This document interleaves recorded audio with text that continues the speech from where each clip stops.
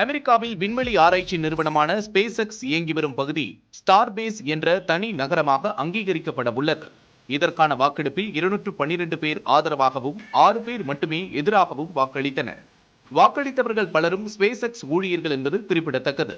அமெரிக்காவின் டெக்சாஸ் மாகாணத்திற்கு தெற்கு பகுதியில் 3.9 சதுர கிலோமீட்டர் நிலத்தை ஸ்பேஸ் எக்ஸ் நிறுவனர் எலான் மஸ்க் 2012 வாங்கினார். அங்கு ஸ்பேஸ் எக்ஸ் நிறுவனத்தின் அலுவலகங்கள், ஊழியர்களின் வீடுகளே அதிகமாக உள்ளன. எலான் மஸ்கின் வீடும் அங்கு அமைந்துள்ளது. இந்த பகுதியை தனி நகரமாக அங்கீகரிப்பதற்கான மனு கடந்த டிசம்பரில் அளிக்கப்பட்டது. இதன் அடிப்படையில் சனிக்கிழமையன்று வாக்கெடுப்பு நடத்தப்பட்டது. ஸ்டார்பேஸ் நகரத்தின் முதல் மேயராக ஸ்பேஸ் எக்ஸ் நிறுவனத்தின் துணைத் தலைவர் பாபி பெடன் செயல்படுவார் என்று கூறப்படுகிறது.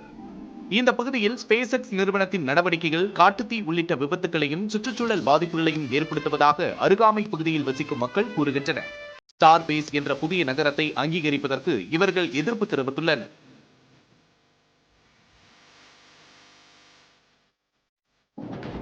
அமெரிக்காவுக்கு வெளியிலிருந்து தயாரிக்கப்பட்ட திரைப்படங்களுக்கு 100 விழுக்காடு வரி விதிக்கப்படும் என்று அதிபர் டொனால்ட் ட்ரம்ப் அறிவித்துள்ளார்.